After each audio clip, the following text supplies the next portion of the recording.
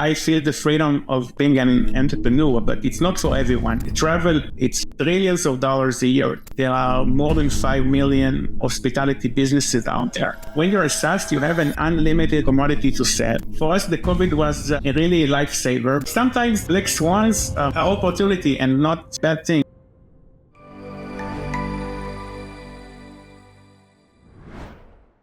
Hi everybody, welcome to the Devico Breakfast Bar. Here we speak with different people involved in the business landscape, share their expertise, delve into the latest tech trends, and explore the ins and outs of IT outsourcing. I'm Oleg Sadikov, and today I'm excited to have Yuval Shtokhamer, the CEO and co-founder of MiniHotel, all-in-one SaaS specially designed for small to medium-sized hotels, B2B, guest houses, hostels, and vacation rentals. Don't forget to subscribe and hit the notification bell so you don't miss on new episodes. Hi, Yuval. Could you please start by telling us a bit about yourself and your professional background? Oleg, thanks for having me, first of all. I'm the CEO of MiniHotel. Basically, I'm working in software and SaaS specifically for the last 20 years. I'm 41 now, 2 kids. Before being the CEO of MiniHotel, I co-founded MiniHotel with my dad. It was in 2007. Before that, I was working in IT as an IT admin. In MiniHotel specifically, I was the CIO. I was the COO. Currently, I'm the CEO of MiniHotel. Okay, great. Can you share this story behind the inception of MiniHotel? What inspired you as a family to start this venture, and what were some of the early challenges you faced as a bootstrap company? Well, my dad and myself were dated quite back with hospitality tech. Basically, we were working, both of us were working in the same SaaS before MiniHotel, where we were employees, not shareholders, just working in another company.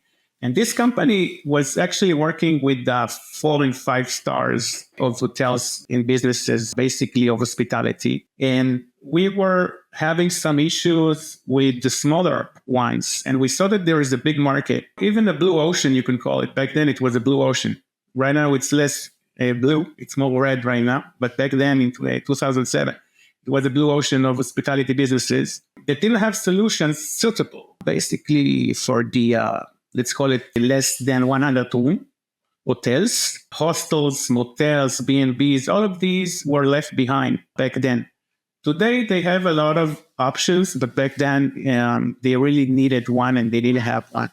And back then, we were struggling with the board of the other company trying to make some solutions suitable for the small accommodations. And we got not a good response from the CEO and the directors on that company. In some stage, we decided that we will try on our own to make our own venture. And then we decided to found MiniHotel and to try to cater for the small accommodations, because there are many of those worldwide. Not just in our native country, but we saw the potential worldwide. We thought it's a good business to run, and it's also for a good cause. And we knew that there are a lot of clients out there waiting for a solution which is suitable for them. Did you target globally from scratch, or you were oriented to an Israeli market? Sure. Initially, it was easier for us to start locally.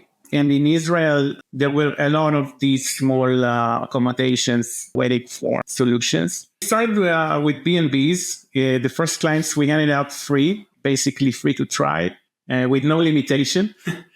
The word got out. To our surprise, we started to cater for the B&Bs initially. But to our surprise, a lot of hostels shared rooms, dormitories, and motels, and small 0 to 2 star hotels and little boutique hotels. They started calling up.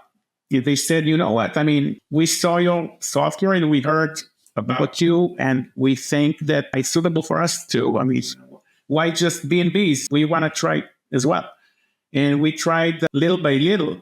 We penetrated all the small accommodations of all types, basically. It took a few years before we went global, but back then we could already see the potential. You're managing offices in different countries, and I guess it has a lot of operational challenges. What do you think the most effective communication and collaboration across your international team? What is that? How to achieve this? Yeah, it's related to the other question because firstly, right now we are almost 30 employees. Back then we started, it was just two of us, me and my dad, that we were doing everything. And little by little, we added more and more employees. And first it was in Israel, but later, as you say, now 3 offices worldwide. Firstly, we were working hybrid from day one. The async culture that we have now, we started this a lot before COVID. First, we didn't have Slack back then, So What did you use? Skype? We used crappy tools like Skype. Back then it was like really wow, but right now when I look back, it's like really scrappy how we worked. But it was an async tool. This culture was there. And when we saw more tools that are better, that new tools like Slack, we started using these tools. We are working remotely and hybrid. And without these tools like Slack, for example, Google Docs, for example, all the suite, all the workspace of Google, we use it a lot to share a lot of knowledge in the company. This is a must for tech, for SaaS, I think for everyone already in 2024. But even a few years back, without these tools, you cannot really run a global business. Yeah, definitely. I remember when I came to IT and back in 2007, Skype was the best, like the top of communication technology. Of course, nowadays you can compare with Slack, but back in the days, you didn't have any alternatives. One is the same. Yeah, we used it not only for the teams internally, we also used it for VoIP, for other stuff. So we really took it to the edge. We took Skype to a ride, and we used it really 100% of the Skype features, but in some states it became a little bit outaged, and we started using various tools. We also use Zoom today, for example, and Zoom, we use it also for VoIP. A lot of people know Zoom just for the free tool that you use to make online meetings, but we use it also for VoIP, and it's really helpful for us. What emerging trends do you foresee shaping the future of the hospitality sector, and how MiniHotel position to capitalize on these trends? Firstly, we need to understand what is the sector that we're talking about. Right now, travel in general, it's like trillions of dollars a year business. And inside, you have a lot of subsectors, segments. You have the travel tech that we are part of. If you take hospitality specifically, you have all the VRs and STRs, which are the short-term rentals, like the Airbnbs of the world, and you have all the hotels of the world. And there are known tools for example, by Oracle. You have Opera PMS. It's kind of a competitor of ours, but it's not entirely overlapping with us because it's 4 and 5 stars. But all these tools are not adapted for small hotels. Even today, not in 2007, even these days, not all of these tools are adapted for the small hotels. If you look at the world, we counted there are more than 5 million hospitality businesses out there. They seek for technology. There are more tech-savvy people in general in the world. The world is getting bigger, and the world is going more to travel. You have countries like India and China and a lot of countries where the middle class is growing, and a lot of people are becoming tech savvy. And this includes also the hoteliers, vacation rental owners, and they look for new features. It can be AI, and it can be subletting, new ways to sublet their rooms, for example. It's a constant move. We need to move forward all the time, like a snowstorm. And if you don't move, you can freeze. So it's the same for technology in general, and especially these days. We always hear the clients, the feedback, and we are trying to add more features because the competition is high also. Today, unlike 20 years ago, there are a few hundreds of similar solutions like us. Today, it's not a blue ocean anymore, it's a red ocean. But as I said, there are millions of hospitality businesses, and a lot of them still don't have technology, even these days. We need to move forward all the time, and also working globally. We have clients in 70 countries, there are different demands for any country. There are some countries that technology is more important than the others. And there are some technologies that are more important in some countries than the others. For example, some hoteliers, they like to automate their housekeeping, for example, in Europe, and in Israel, not so much. You need to really, and the travel tech SaaS companies need to be aware of different types of clients, and different kinds of things that they need, and to be aware that people are getting more tech savvy and they expect more. You have second generation and third generation of hotel owners, for example. The grandson is not working the business like the grandfather. Even if it's a 100 years boutique hotel in Europe, it's not working the same as it worked like 100 years ago. We need to go forward like the clients do. You said that the world is growing, which I definitely agree with you, and people try to travel more and more. But I would add until the next black swan.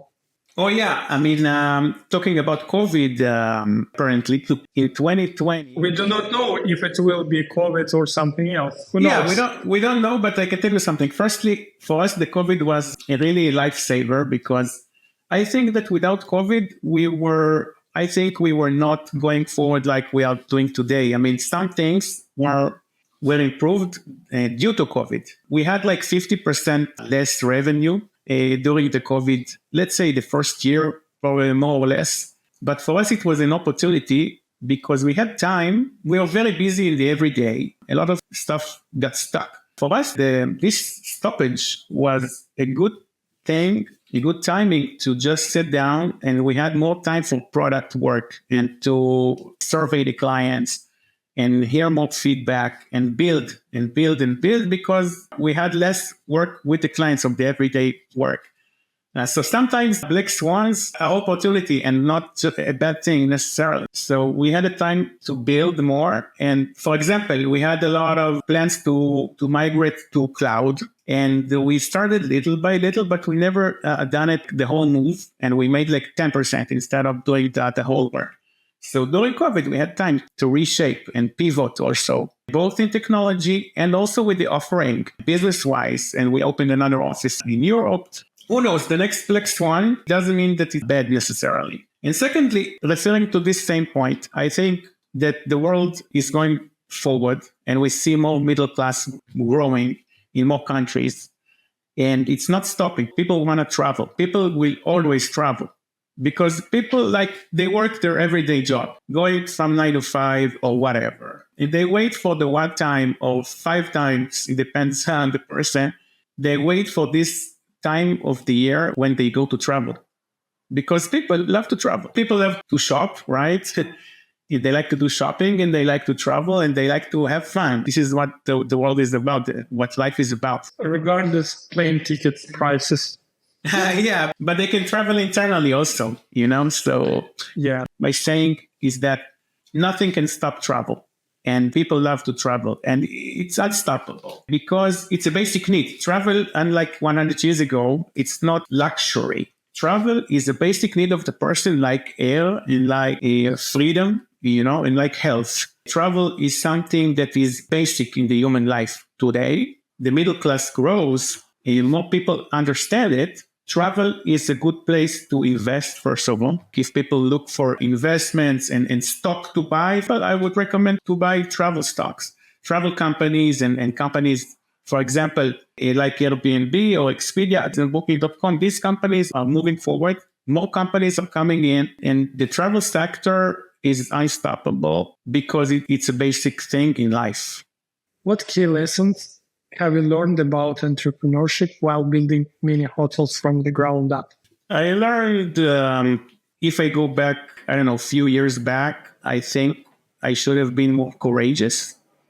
I'm not saying gambling, but I'm saying to put more chips on the table. Sometimes when you're cautious, sometimes you're not moving forward. Entrepreneurship, it's not for everyone. I think I have the freedom, especially as a bootstrapper, which has $0 funding, a really clean cap table.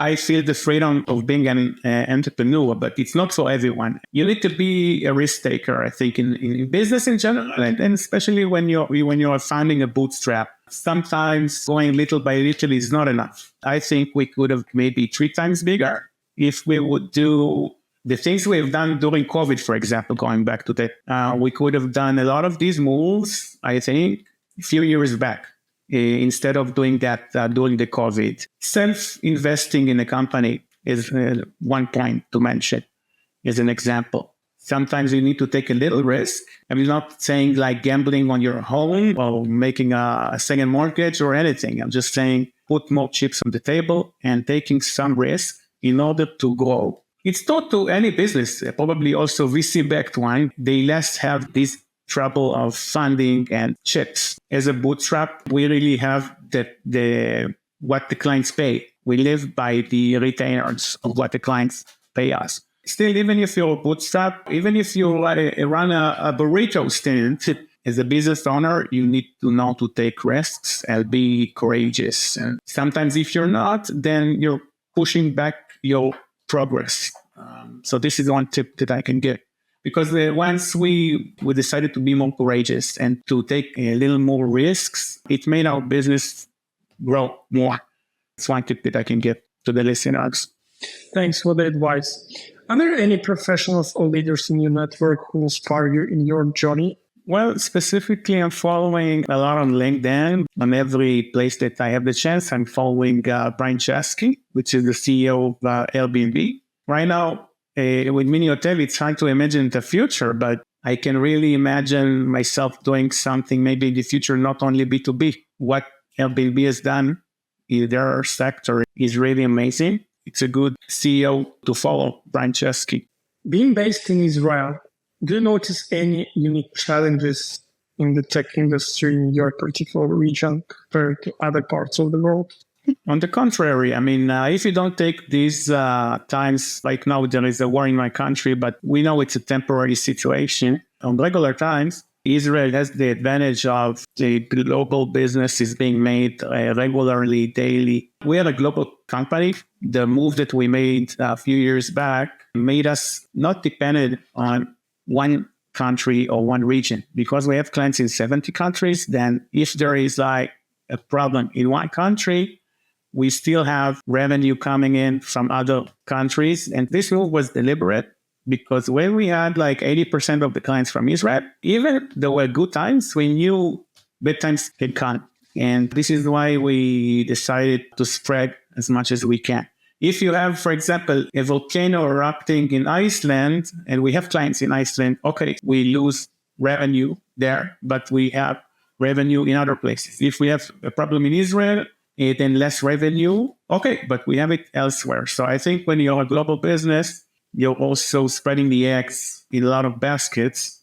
It's good for any business, of course, but for us, I think it was essential, especially when you're a SaaS. You have a few languages in our team spoken. There is no reason. It's not stock that we put commodity in a warehouse, and we're selling it. It's a good tip to hear, although it's obvious.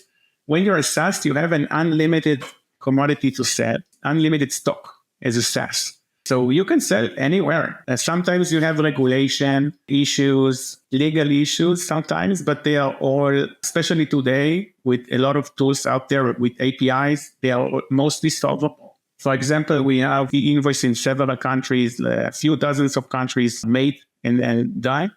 So people can make an e-invoice if they're working with us in Argentina or in Belgium or in Holland or in Israel and in a few dozens of countries. And we have, for example, a check-in done with the governments. When you check in to some countries, they need to report it to the government. So we have an API for that for a few dozens of countries as well. There is nothing that can stop you if you find the right partners, if you want it, basically.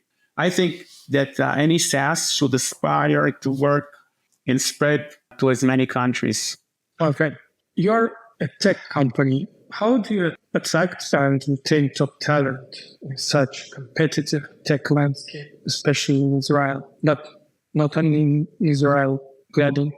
Well, we had the luck. First of all, you need some luck. It's not only gift, but we had the luck to have open offices in the right countries, I think. We have an office in Argentina. We have an office in Serbia. And basically, we have 6 employees in Israel, 24 employees out there. And most of them in Argentina, some in Serbia.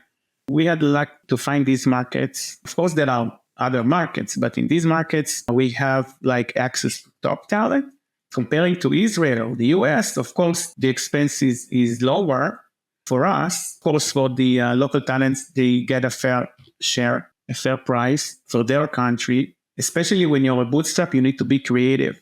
And if we would hire 30 employees in our own country, this would be unfeasible for us. We are honest about it. There is nothing to hide about that. We are not VC backed. Surprisingly, after having a few developers in Israel, now having, for example, in Argentina, developers in Argentina, specific developers that we hired in Argentina are better than the ones we had in Israel. So it's a matter also of luck. And also, when you're using tools like Fiverr or Upwork, in those tools, it takes some experience to hire. We are, after making some hiring with third parties, we decided a few years back that we are going to directly hire. Our companies are locally incorporated, so we have basically 3 companies. In each country, we have 1 company. And we have local people. It's not that we are trying to guess what the law is in each country. We are not trying to speak with local authorities in English. We have the local people with local languages. We have local contracting. We have local accounting. So it's really streamlined, as you say, and really regulatorily ready in each country. And we have the people also in HR locally to interview the people. We also interview and we demand, for example, for English to be in a good level or very good level plus. Having the some management level in these local companies that we have, of course, it's like being local in 3 countries. It's almost not, we're not outsourcing basically right now. In the past we did. You can say that we are locally hiring in 3 countries. We are not making outsourcing and we are not hiring remotely. We are locally hiring, but in 3 countries. And this is the big advantage for us. We can make interviews in Spanish and in Serbian and in Hebrew and in English. And this is a big advantage. If you have this base ready, this is the minimum, I think. And from there, it's a bit of luck and experience also. When you're hiring, it's a lot of experience and some luck.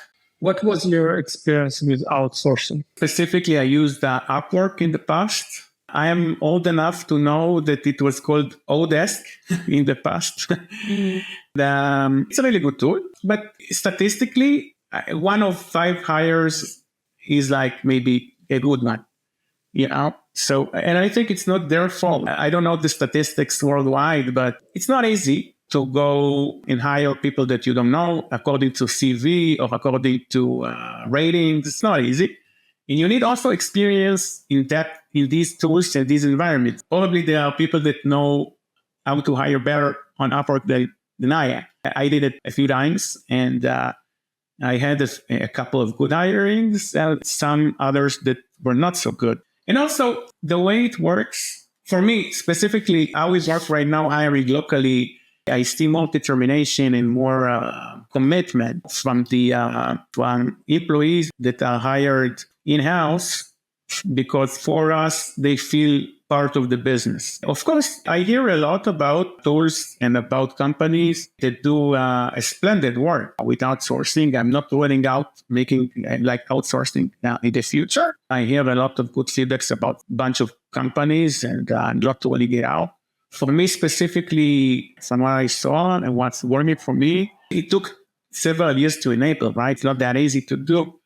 But we made a workflow that is suitable for us and that made commitment to the company, a culture to the company, and a certain DNA for the company.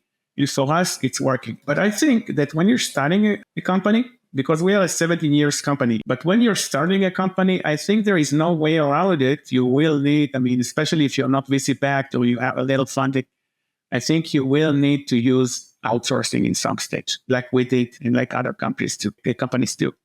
I think there is no way around it. You can go and streamline everything, have these workflows that we have when you're just starting your business. So it's something that you need to consider. There are more and more companies and that get better and better in this field. Maybe if and when I have another company, I will try more of these tools and companies. And right now, where we stand, because we are a veteran company, mostly not making outsourcing right now. For me, for this Upwork, to me, it's not outsourcing. To me, it's working with freelancers. And this is totally different because usually on Upwork, it's full of people who are freelancers, meaning they might have their day job and they work after their job on those kind of activities, spreading their attention. And you cannot work efficiently working on one job and then doing another job. It's just, to me, it's impossible. And another thing is that to them, it's also kind of freelance work. It means that they don't have this discipline of working full day, dedicating their attention fully to the project. The commitment, I think also this is... Yeah, they don't have commitment, and that's the biggest issue for me. The goals, into the culture of the company. Working with freelancers, that's the biggest issue too. Outsourcing to me, it's when you outsource to companies providing either dedicated team engineers or providing solutions based on their expertise, or even buying something like product that integrates, which basically you can also consider as outsourcing. They did it for you and you paid license fees and you're using it. Those kind of things. But I speak with many entrepreneurs, and what I noticed working with freelancers, maybe it's okay for a small company when you're like really 1, 2 people, maybe 3 people. But then when you need a developer who dedicates, who commits to the result, that's not the best way. Yeah, this sounds right. You can be a bigger company, but when you're like 1,000 people company, you would probably not need to outsource or use freelancers. Up to 100 people, maybe you can. For some operations, you can use freelancers and to use outsourcing. For example, maybe a company has a marketing division and they want to try some kind of an A/B testing and try to penetrate to another region, for example. Sometimes internally, you don't have all the answers. You can make some kind of an A/B testing and get some outsourced knowledge also. But these companies can maybe also tutor and teach your own team in some cases and make a project of 1 quarter or 2 quarters and in ad hoc help you out with some markets.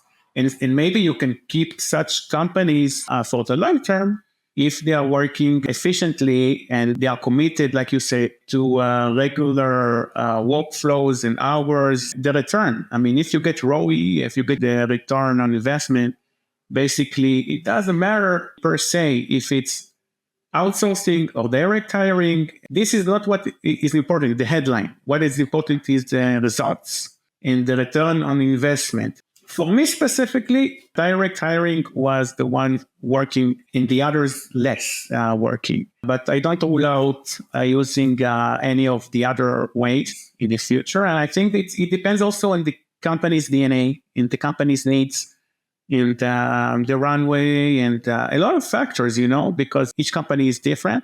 The company's track, the company stands right now in the journey, the company's journey is different. I mean, in some points, maybe you think this way right now, and later on you want to try another way, and it's okay.